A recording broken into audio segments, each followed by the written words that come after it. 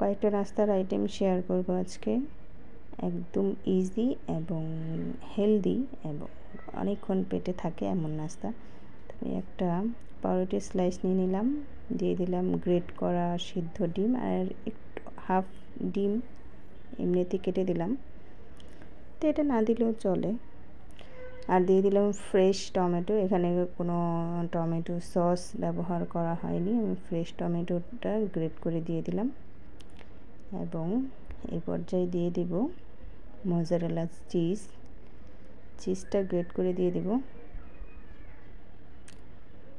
আর চিজটা একটু বেশি দিলে একটু বেশিই ভালো লাগবে। আর উপর থেকে দিয়ে দিলাম আরেকটা স্লাইস রুটি, এবং এটা এখন হালকা হিটে, একদম লো হিটে এটা আমি ভেজে নেব। এটা আমি সামান্য একটু তেল দিয়েছি এবং এটা ঢাকনা দিয়ে ঢেকে দিলাম। একটু পরে আমি এটা উল্টে দেব, যেন মোজারেলা চিজটা খুব ভালোভাবে গলে যায় আর কি। এই তো হয়ে গেল আমার এটা একটা সিস্টেমে বানালাম। এখন এটা তুলে ফেলবো। চিজটা কিন্তু খুব সুন্দরভাবে গলে যায়। এখন এটা নামিয়ে নেব।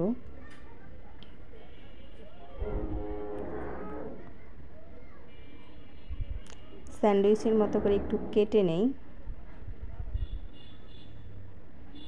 এই তো দেখতেই কিন্তু লোভনীয় লাগতেছে এবং স্বাস্থ্যকর।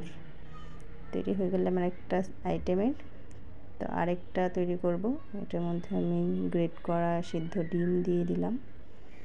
সেম প্রসেস, একটু ডিম দিলাম, সিদ্ধ ডিম, আর পেঁয়াজ কুচি, কাঁচামরিচ কুচি আর টমেটো স্লাইস। এটা আমি টমেটোটা গ্রেট করে দিইনি, স্লাইস করে দিয়েছি। এবং এখন দিয়ে দেব মোজারেলা চিজ। এখন এক একজন এক এক রকম পছন্দ করবে, কেউ একটু ঝাল পছন্দ করলে এইভাবে দিতে পারে। যেমন বড়দের জন্য ঝালটা একটু ভালো লাগবে। এটা এখন একটু তেল দিয়ে চুলায় দিয়ে দিলাম। হিটটা থাকবে একদম লো। হিট বেশি হলে কিন্তু পাউরুটির স্লাইসটা নিচ থেকে পুড়ে যাবে। এবং উল্টে দিলাম।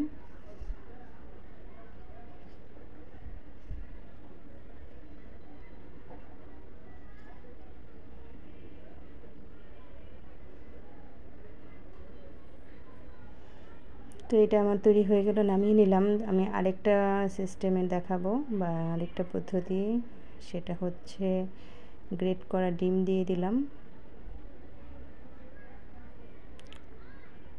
আর দিয়ে দিব ডিমটাই, সিদ্ধ ডিমের স্লাইসটা নাই, তো এটা গ্রেট করা ডিমটাই দিয়ে দিলাম। এবং দিয়ে দিলাম মোজারেলা চিজ আর হচ্ছে চিনি। তো এটা আবার অন্যরকম একটু স্বাদ লাগবে। তো তেল দিয়ে দিলাম। এখন এটা আমি একটু হিট দিয়ে নেব, উপর থেকে ঢাকনা দিয়ে দিলাম। বেশিক্ষণ রাখা যাবে না, তাহলে পুড়ে যাবে। তো আমার মোজারেলা চিজটা যখন আমার চিজটা গলে যাবে, আমি নামিয়ে নিই।